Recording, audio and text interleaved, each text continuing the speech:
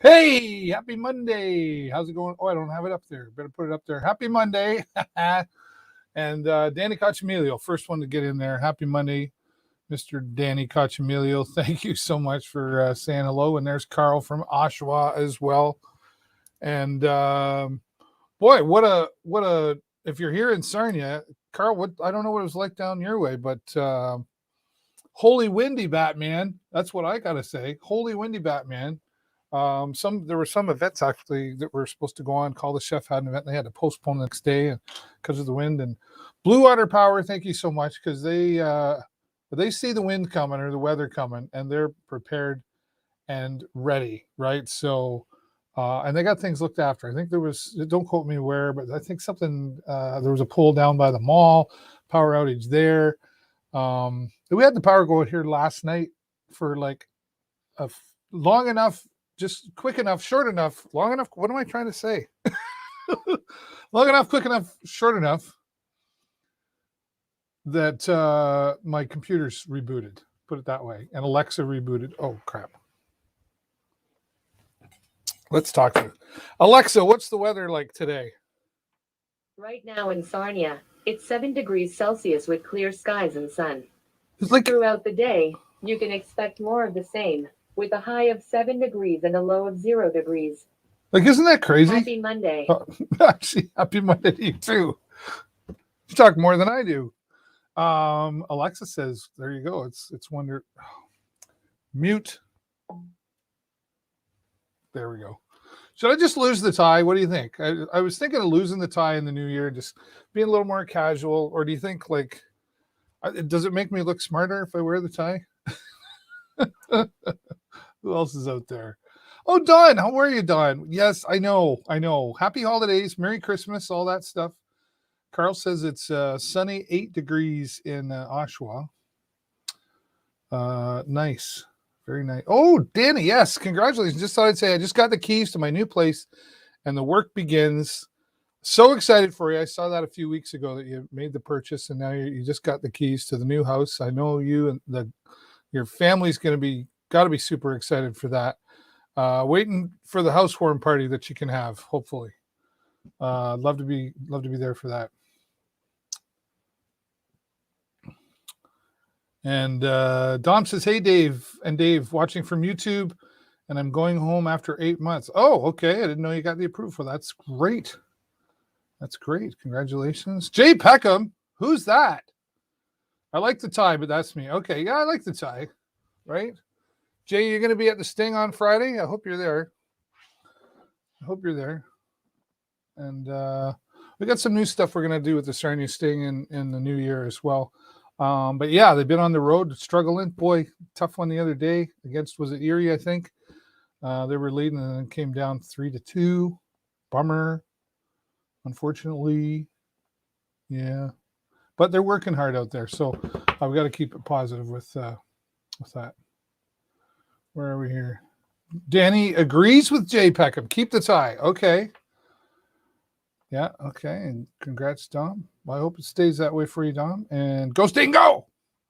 Now, I don't know if you watched so Jay Peckham usually joins me at the Sarnia Sting when Danny doesn't get his nose in there. But that's usually only when the Sioux Greyhounds are in town, right? I really wanted you two I wanted to just step away from the camera that day and just let you two have at her. But Jay wasn't feeling well, and I get that. I think he was just scared of Danny, quite honestly. I'm pretty sure that's what it was. Right, Danny? But I always did the go Sting go at the end. I'd say on behalf of my friend Jay Peckham.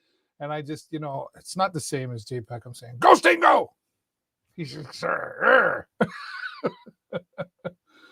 I don't know what I'm talking about today. I got 2 guests coming up today. Dave Brown, the executive director, United Way Sarnia-Lambton, joining me today, and always enjoy it when he gets here. And also a second guest today, Annabelle Rayson, and her some of her social justice teammates from St. Pat's are going to be joining me to talk about water privatization. I got to tell you, I don't know a lot about that. She told me a little bit. We had her here about the shoebox project back in November, I think that was. Very bright young lady, and she started educating me on this privatization of water, and I was like, what? So stay tuned for that. Make sure you're watching. Keep the phones on. I'm really curious, how many of you are watching on mobile? If you're watching on mobile, put a 1 in the chat. If you're watching on desktop, put a 2 in the chat. For those of you who are watching. I'm really curious about that. I want to say mobile rules, but you never know. You never know. I do have some stuff I want to just say, but it's always thank you first to my Valerie. Oh, hello, Valerie. Valerie's a 1. Jay's a 2. All right. I got to say thank you to our supporters here, besides all of you viewers that come by and watch the show. I really appreciate it. Hughes Intelligence, security specialists here in Sarnia, have been great supporters for many years here on the show and support our Sarnia Sting broadcast, as well as they are the official security for the Sarnia Sting. So thank you to Barry Bentley. They're going to be there for the Christmas event at Sarnia Sting. Jay, I hope you're there. Huron Signs SWO, a part of AG Event Graphics, group of companies, supporters for 10 years. Super grateful to them. Joe's Discount Tire came on board a few years ago. I think it's about their 3rd year now. 4th year, maybe. Yeah. Thanks so much to that. Wow. Time just flies.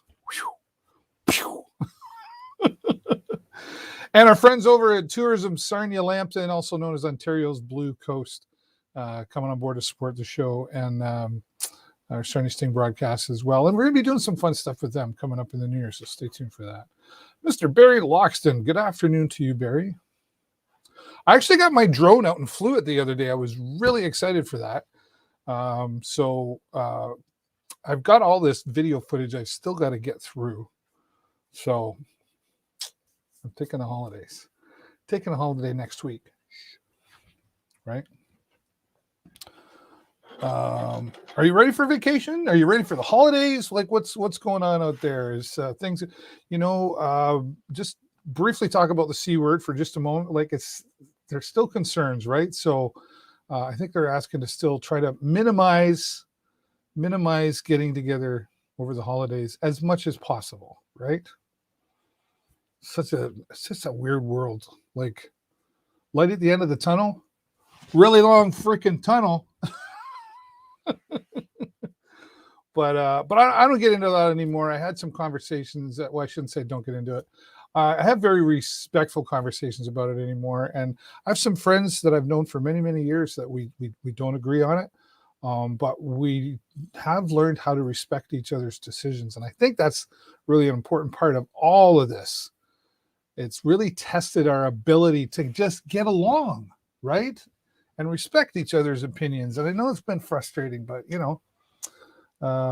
just got to hang in there. Barry was out there in the wind taking a few shots. I saw over the last few days you were out there. Like, what was that, like 5,000 mile an hour winds or something? It's crazy, right? Yeah. What was it? Like, that's crazy. It really was. Yeah. I talked about this last week, or was it the week before? I'm not sure, but I want to talk about it again because I think it's really important that we share this. And do I have it here? Yeah, there we go. NoOneStandsAlone.ca. Deb Patel put this. See, I'm looking at a mirror image of me, so I'm like, hey, put that over there.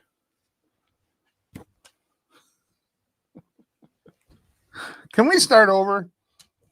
I have no, you know what I need? I need a live in-person show with a band like David Letterman had. What do you guys think? Would you come out to a live show? Like we have guests and, set up the desk. Like I'm no Mike Bullard or anything. I wouldn't want to be Mike Bullard right now, quite honestly. Well, maybe now. I've chatted with, I know Mike, and we've chatted online. This guy went through a lot of stuff. And David Letterman, there's a guy I'd love to interview. What do you think? We get David Letterman here. Yeah, right. because he's not busy with he's too busy shaving his beard or trimming that thing all the time. NoOneStandsAlone.ca, great place for information on places I was like, I didn't even know existed, right? You know,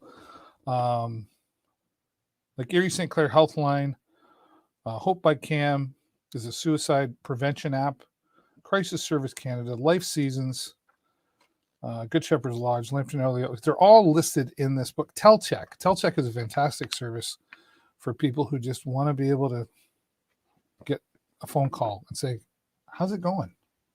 How are you doing today? It's all right. You can find out where you can get the booklets, and on the screen there, of course, you can. I should talk about that too. I don't know. Maybe. Yeah. So no one stands alone. I think it's just really important for mental health and just to have access to know those numbers, right? We used to, like stick them on the fridge. Now go to that website and bookmark it in your phone or your whatever you're using, right? It's good to have, and share it. Copy and paste, share it on your social media. That's what social media should be for. You guys like ships? I got these books a little while ago. Know your ships. No ship. Watch out, Dave Brown. I'm in a really funny mood today. This could be a good time. Know your ships, and I got the binded version here. It's got all the ones that go. It's fantastic. And we're gonna have somebody from Know Your Ships on the show, and go to knowyourships.com. It's really hard to say that without flubbing it up. Right. No one stands alone. Really important. And going to have Deb Patel back here in the new year as well. Got some new things that we're going to do on the show in the new year. Change it up a little bit. Kind of keep it fresh, right? Reminder, there's still time to go to the Sarnia Beer Club. Do you like beer? Hello. Graham Holmes was here last week talking about the beer event that he's having down at this Wednesday, and you can go right here. Where is it? Get all the information. It's $25, and it's a couple hours. It's basically beer tasting plus. And Graham even said that, because I told him, he's like, bring Jennifer. I'm like, Jennifer doesn't like beer. He's like, I'm telling you, there is a beer for everybody. And they're talking kind of like mixing beer with the right foods and everything. And I'm like, I just like beer, so I'm in. So we're going to be there on Wednesday, and you might see some posts about that. But I think you can still go to Sarnia, SarniaBeerClub.com. Purchase your tickets online. They're only $25. And hey, we can hang out and have some beer. What could possibly go wrong? Right? So, yeah, I'm looking forward to that. Graham's a great guy involved with Empower Play Sports as well. And he loves beer. So he's got this, and he's got some really cool plans. So if you missed the interview, check it out on the Facebook page. We're also on YouTube, by the way. I don't know if you know that. Not everybody's on this Facebook thing. Twitter and Instagram. And I'm getting closer. It's like you get the subscribers up there, and then you look and you're like, every day you're looking, you're like, oh, I got one. And then you look the next day and it's like 3 disappeared. And it's like, what did I do wrong? So help us out there, and you'll see some other videos there. My drone videos, motorcycle videos. I got some other stuff coming too. Okay. Dave Brown's ready. If you're ready, say I'm ready. I'm ready, David. How are you? I think everybody's ready for me. I'm really babbling today. It's like, I don't know what's going on. Well, the sun is shining, it's mild. That might be it, right? I mean, complain all you want, but we went outside the other day and Jennifer's like, oh, brr, it's cold. I'm like, it's 8 degrees. Yeah. Sorry, it's windy. How's things in your world, my friend? I always look forward to. It seems like every 4 weeks just goes by super quick in your back. It does. And, my grandmother used to always say, when the weeks fly by, it's a sign of age. So well, slow it down, will you? I hate to be the bearer of bad news. Right. That's what she said. She also said you could tell you're getting older when the cops look younger. It's funny you say that, because I was talking to a friend of mine the other day about, old times or whatever. And I'm like, I used to know all of them. And now I think I know 4. Wow. So it's like, oh, don't get pulled over anymore. No, that's true. That's true. So I've been well. I've been, Yeah. physically healthy and well. And That's good. campaign has taken up, as you can imagine, a lot of our time. But Sure. we're starting to pick up momentum at just the right time. Well, 'tis the season for giving too. I think for some reason this time of year just kind of kicks us in the butt a little more to go, oh yeah, I should really. I mean, it's too bad we don't keep it steady like that all year, but Right. this But is an important season for you, right? you're right. There's something, as much as we don't like to see snow on the ground, there's something magical about snow in terms of people wanting to give back and help. And as you Yeah. said, that spirit of giving. So where are we at, Dave? Are we there? Are we almost there? How Well, far away are we? we're getting a lot closer, much closer than when we last spoke. Right now, we're at 1,310,000, Okay. which is almost 75%. So we're almost 3/4 of the way. So we've got about 440,000 to go. Still a couple of big campaigns yet to come in. I don't want to predict where we're going to be, but it's going to be a battle to get there. As you know, last year we received a lot of one-time gifts during COVID, and we've made up for some of those, but some of them we just can't because people were so generous last year, and they are this year. But there's a lot of factors playing in people's minds right now with inflation, with people paying more at the pump, and people are just COVID tired. And so I think that's had a huge psychological effect. But we do have, as I mentioned, about a dozen or two campaigns yet to come in. We're running out of time. We've got 9 days before Christmas, and then an extra 5 days before the new year, which is really the deadline to get those contributions in. All right. Well, not to look on the negative side of this, but if you come up short, what happens? Do programs get cut? Yeah, that's a very real possibility. Absolutely. We'll have to cut some programs. Now, as you know, in the first quarter of this year, we refocused some of our priorities anyways. We're funding more poverty to possibility type programs, to help those people who are at or near what we would call the poverty line. And I know there's different words people use now, but essentially, we're going to be funding more of that type of thing than what we have previously. So there will be certainly some refocusing of where some of our dollars go. Yeah. Well, I think, I mean, boy, how long have we been doing this now? 3 years, you and I? Yes. Almost 4, right?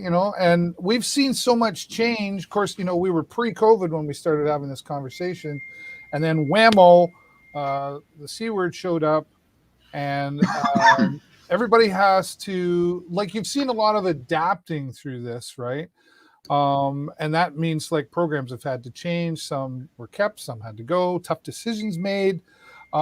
Post COVID, is that even a word? Well, it's a dream at this time. Right. It's something we're all striving for. You're right. I mean, some of these needs that we're experiencing are going to be with us long past the pandemic.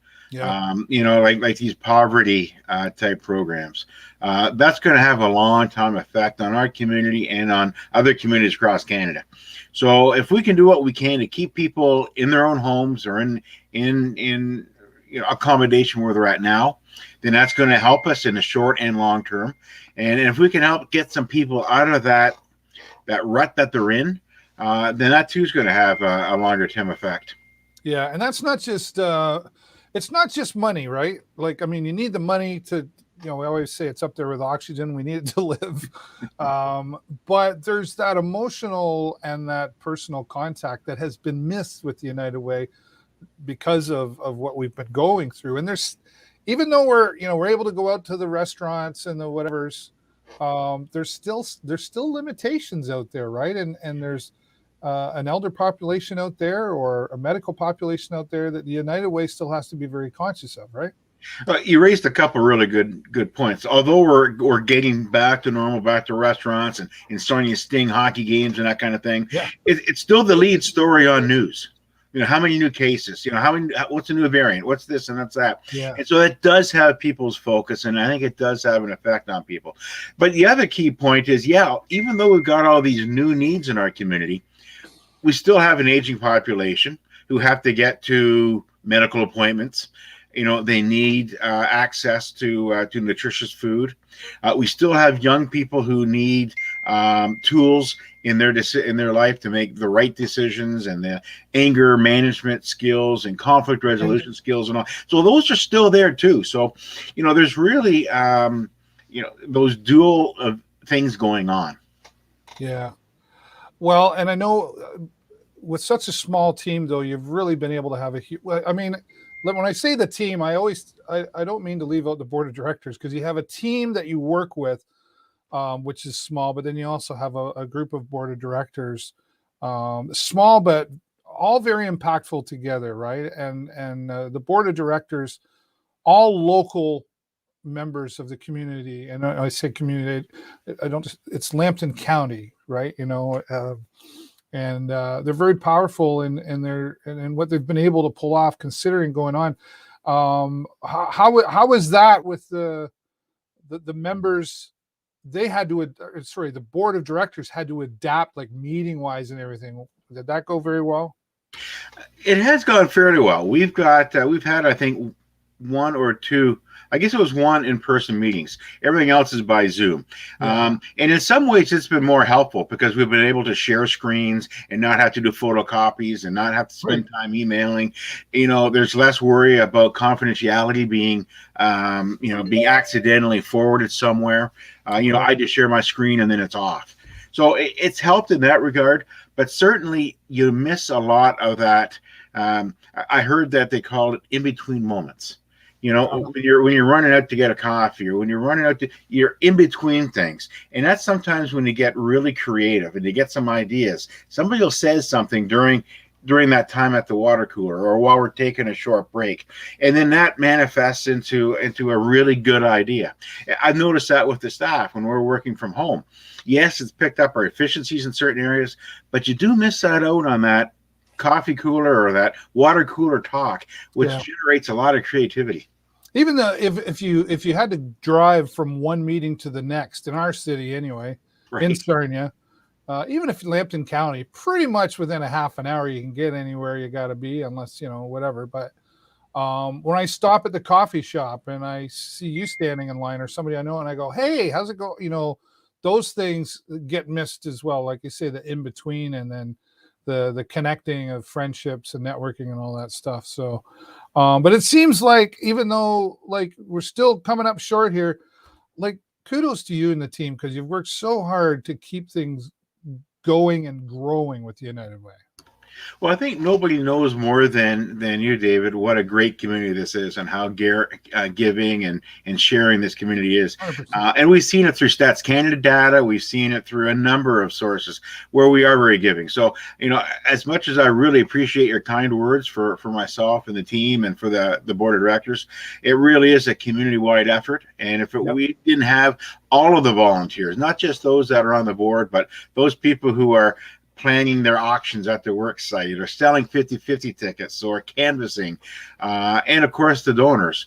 I've always said we could have the best online tools, the best website, and everything possible, but ultimately fundraising for an organization like United Way is very much people to people.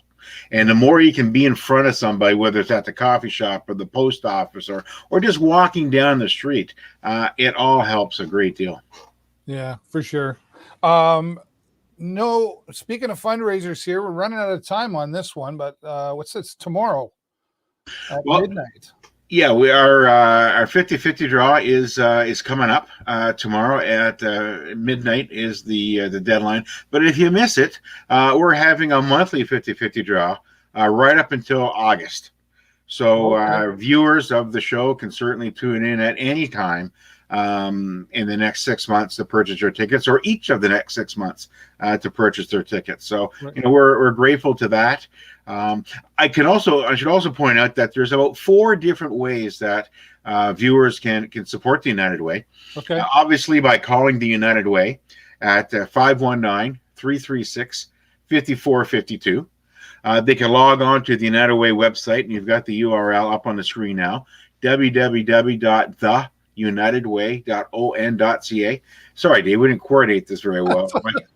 Keep going, buddy. And just follow the links. And of course, people can stop by our office. And, we're right at Lambton Mall Road, 1362 Lambton Mall Road. We're 3 doors down from Mall Road Library, which is super busy. And of course, there's still some campaigns going on at the workplace. So we encourage anybody who still has a campaign going on at their workplace to please donate that way. You can donate by credit card, by direct debit, gifts of stocks, cash, and of course, by payroll deduction. Yeah, there's no, all the ways of giving at the United Way are covered. And how many programs are there in effect? 40 different programs and services right now offered by 20 funded agencies, all local. Yeah, that's the other thing. I know we say it every time, but it's important. The money stays right here in Lambton County, doesn't go anywhere, Right. And is having such a positive impact on so many, Dave. Plans for the holidays, my friend? I'm going to stick around Sarnia. I've got my family coming on the afternoon of Christmas Day for turkey. And of course, I always buy one of those Dante Club frozen meals. So we're going to have either a lasagna or a rigatoni. You love your pasta, man.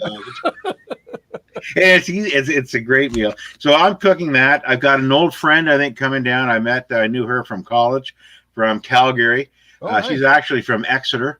But she doesn't want to spend 2 full weeks at her family's house, so she's going to come over and stay with me for a couple of days for a bit of a break. So apart from that, David, not a lot going on in my world over Christmas, which is a good thing. Sounds enjoyable. I think so. It'd be fun. It's okay to relax. Right on. Yes. Dave, as always, I want to give you one last chance before I let you go on your way. Just, of course, we accept donations anytime. But if anybody's looking for a donation that will get them a charitable gift receipt that they could use for the 2021 tax year, we must receive those donations in by midnight, December 31st. Now, if you want to mail in your check, please date your check December 31st. And even though it might take us a couple of days to come through the mail, Canada Revenue Agency is really good at knowing that sometimes the mail gets busy. As long as it's post-dated by that December date, they'll get a tax credit for 2021. So I'll just put that out there. We know that there's a lot of donors that wait to the last 72 hours of the year every year to make their donations, and that's awesome. We just want to remind you that we're looking forward. But don't wait. No.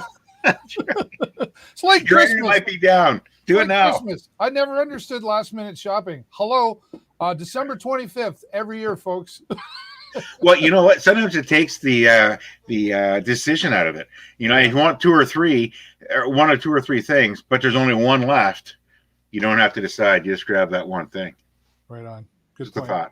Dave, maybe I hope I'll see you this week sometime before the holidays. If we can make that work, that'd be great. I look forward to that.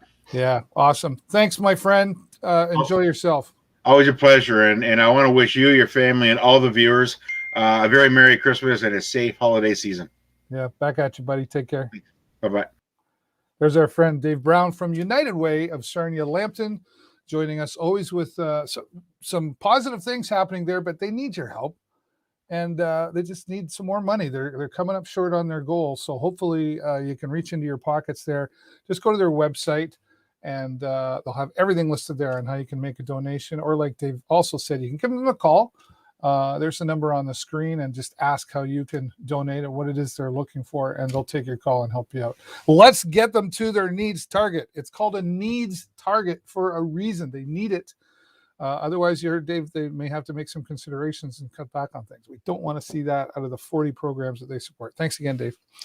Okay, I've been looking forward to this one, next interview coming up. My young friend that I made about a month ago, Annabelle Rayson, she came on the show here, and just a lovely young lady with so much positive energy to share and giving back in her community. And when we were done, she said, well, I have this thing going on. And I'm like, who knew that was even a thing? So they're waiting here right now. There's Annabelle Rayson, and am I saying it? Kieran Prasad? And you're muted. Yep, that's correct. Kieran Prasad, I said it correct? Yep. Okay, awesome. Yay, I got something right today. Thank you so much for joining me here today. You heard me say I've been really looking forward to this. Annabelle kind of shared this social justice for the privatization of water. Am I getting that right? Social justice to end the privatization. Right. Yes. To end. And that's explain what that is, because when you told me, I was like, what? Well, the privatization of water is when private companies buy or operate public water sources, and it is a crisis facing the global south. The problem arises from bottled water companies buying up water springs and other water sources in the global south. These bottled water companies then ban local communities from accessing the water sources which they have depended on in the past using fences and guards, which effectively denies the communities the right to water. While these companies deplete water sources, trample human rights, and make a considerable profit, citizens in these water-restricted communities suffer. Specifically, these people have no water to drink, to cook with, to clean and sanitize, or to use for agriculture. That is, unless they're willing to pay for expensive, unclean water or travel far distances. Wow. However, neither of those solutions are desirable, as they use time or money that could instead be used for children to attend school or for adults to work and tend to their crops. Wow. Additionally, rural communities have been forced to grow different, less valuable crops with these water restrictions, which further limit their income. Another option faced by some communities is to buy the water springs before bottled water companies do. However, this is a very expensive thing to do, and many communities can't afford to do it. Right. Now, let me just stop you there for a minute and go back, because first of all, it's like, it comes to mind for me. I'm like, how does this even happen? Number one. And number two, where is this happening? And before you answer those questions, let's talk about who you both are and what you're a part of from at St. Pat's High School, right? So I'm a grade 11 student at St. Patrick's. And I'm a grade 12 student, also at St. Patrick's. And we are both leaders of the St. Patrick's Social Justice Club. Right. So what made you, how did you discover this, and what made you go, that's something we need to talk about and do something about? Yeah, so there was Water Month going on at the time we started the Social Justice Club. So Sorry, Water Month? Yes. Oh, okay. Never heard of that one. Yeah, there's many different activities and many different causes that people around the world are looking into and making better known. So there's a lot of things to take inspiration from. And one of those was Water Month, being a month of looking for water justice for all. So that's where we started, and we looked into different issues with water, and we found water privatization to be a very concerning issue. Because as we said, it was bad for all these countries in the global south with being unable to access water, which should be a basic human right. So that's what kind of got us started on this whole expedition to make St. Patrick's plastic water bottle free. Right. And so you're water bottle free at St. Pat's. We are working to make the school. So part of our initiative is, as a social justice club, our big focus is education and awareness. So we've been doing announcements and bulletin boards around the school. But our big thing is we wanted to take action. So we wrote a petition to our school's principal and administration, asking them to make the school disposable bottled water free to help end water privatization and its detrimental impacts on and effects to water justice. Okay. And what kind of results have you gotten from your petition? So we had many signatures, over 230 signatures from our school community. And when we presented this petition to our principal, Mr. Torty, he signed and agreed that he would encourage this as it was sent to administration to see if they could tackle this task. Yes. That's great. That means you're getting through some of the red tape, so to speak, and you're making headways. So now what? What's next? Well, we are excited to hear back from administration after the holiday break, and we are willing to work with them in any way possible to initiate this. Our school already has water fountains and refillable water bottle stations, so the goal is to encourage more students to bring reusable water bottles, to stop selling disposable water bottles in school vending machines in the cafeteria. And for students who don't have a reusable water bottle, we do have school ones, which the office could give out. Or instead, they could give out recyclable paper cones or paper cups that could be refilled at the water bottle stations. Okay. Okay, now here's the next question. Think about this one. So you've shared some positive response to what you're doing. Have you had any resistance to what you're doing? Um, There were some students kind of concerned about our approach to, I guess, plastic in the environment. Okay. As we are in Sarnia, so we do have the Chemical Valley. So a lot of students, their families have worked in the Chemical Valley or are supported by the Chemical Valley. So there were there were some concerns and arguments there, but. Right, about you're taken away from jobs, and because we make that stuff here. Is that what you're? But the thing is, we'd be still making and using that plastic because that would then go into the reusable water bottles, right? Right. Yeah. Fair arguments on both sides there. I'm sure that's been an interesting conversation with you for some times. Has this been a positive learning experience for both of you, though? Yeah, I'd say it's a very important thing, especially for me. I'm not very on the political side of things. I didn't know, and I don't know if Annabelle knew either, how to make a petition, how to formally address it to anyone. Things like this, right. We learned along the way. So it was a very educational experience for sure. No, and I had never written a petition before. So it was a very great educational experience. We got to work on communication and really we got to learn a lot about media and advertising too, since we were trying to reach as many students and alumni, faculty, staff, parents, and families as possible. So it was a really valuable learning experience for us. I think that's fantastic because you'll be able to use that later in life. Kieran, I don't know you very well, but Annabelle, I know she's got plans for the future, so knowing how to write that petition is going to come in handy. Okay, so and moms and dads. So usually when you do something like this, you go to your friends first, your family, and then it expands from there to going to talk to people you don't know. Did you have to get out of your comfort zone to do that? Yeah, like when we were even within the school, when we had to get outreach and we had to get signatures, one thing we did is we said a speech on the morning announcements, which are video announcements broadcast to the entire school. And that was definitely something that was out of my comfort zone, going out there, being able to speak and just say what needed to be said, even if I knew that many people there wouldn't sign the petition or wouldn't even bother to open the form, just knowing that we still had to go out there and we still had to ask was. Yeah, that was the scary thing, walking up to students and teachers as well that you've never met before or don't know, and not knowing quite what they were going to say, but you just had to ask because this is something that we need to take action on. Water is a basic human right, and everyone should have access to clean, reliable water. So it was it was definitely a challenge, trying to also figure out which groups and people you should go to.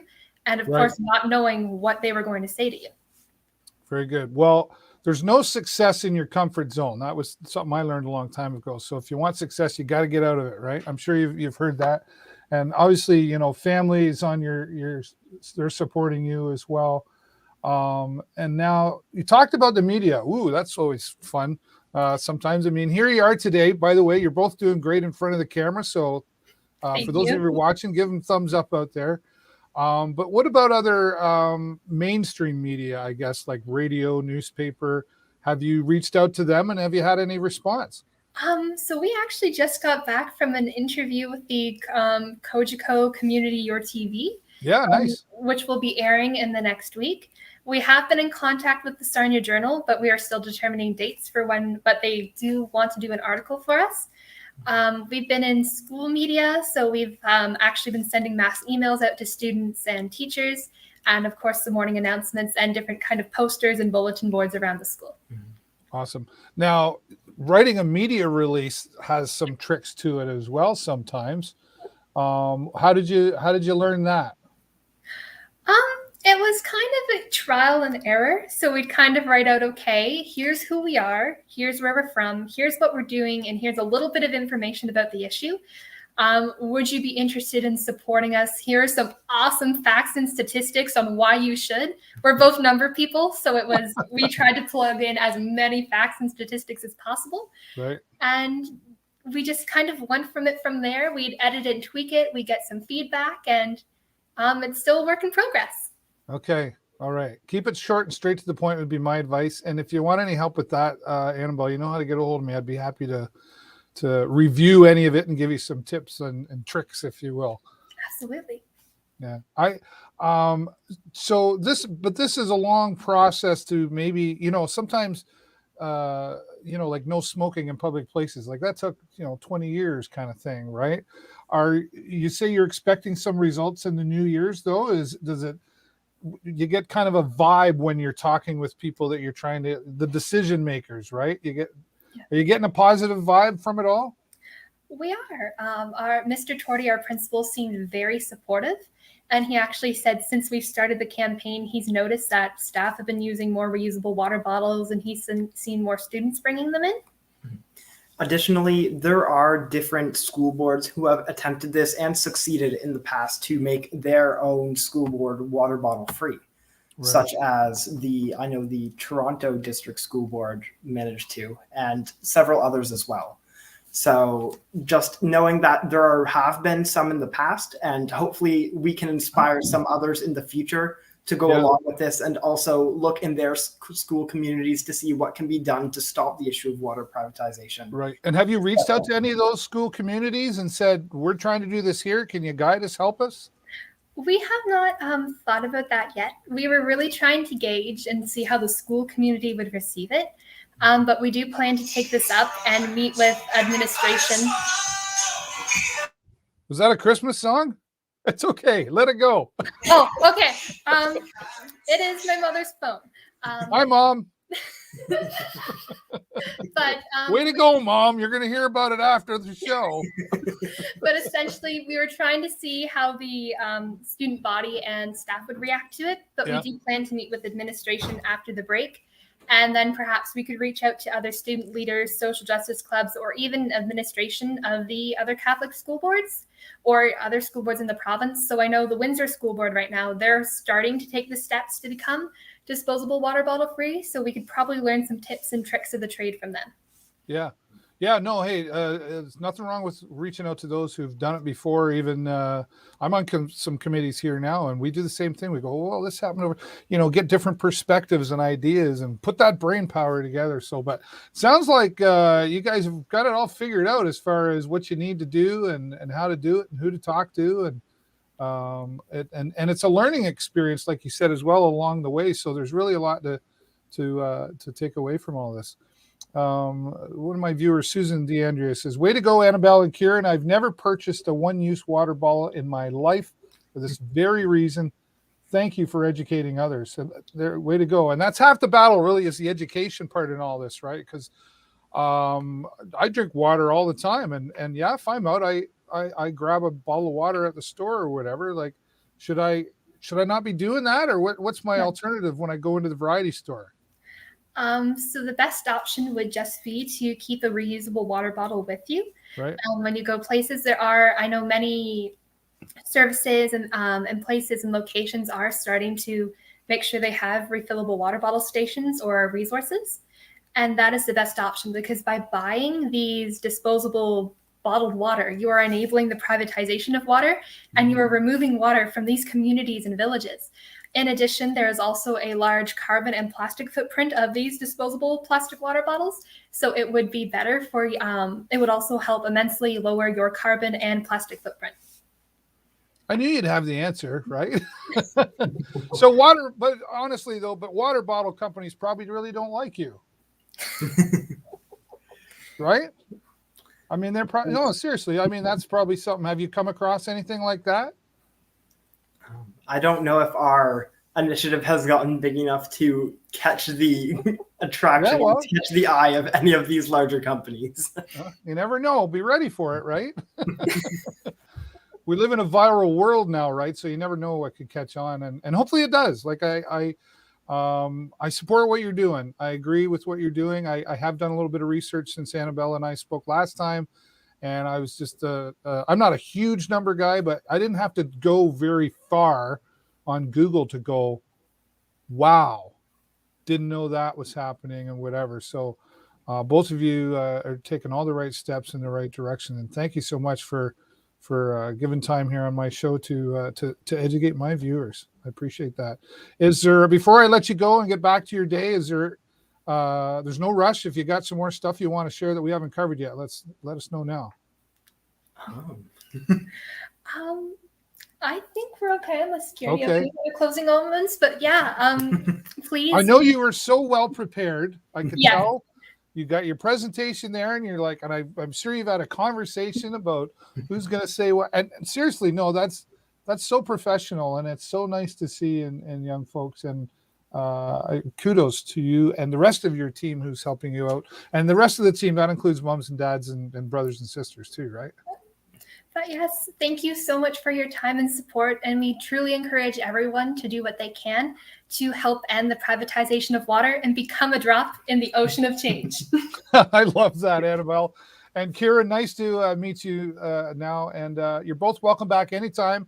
If you have an update, keep in touch with me, all right? All right, thank you. And if I don't see you, enjoy the holidays. Yeah. It's so nice to see young folks doing something they believe in, and they're following through with it. And it sounds like they're making some great success. Annabelle and Kieran, thank you so much for being here on the show. I had no idea about that. Susan obviously is aware of that. So now you're aware of it. And the best thing you can do is to share this video around so that other people can learn about the United Way and how they can contribute. And then, of course, preventing the privatization of water. I had no idea how big of an issue that was. And thanks to Annabelle for bringing that forward in the first place. I also want to say thank you to many of my friends and supporters. I reached out the other day on Facebook. Well, Preferred Towing was reaching out. Of course, they're Ohana Landing, right? The Youth Transitional Housing Facility here in Sarnia.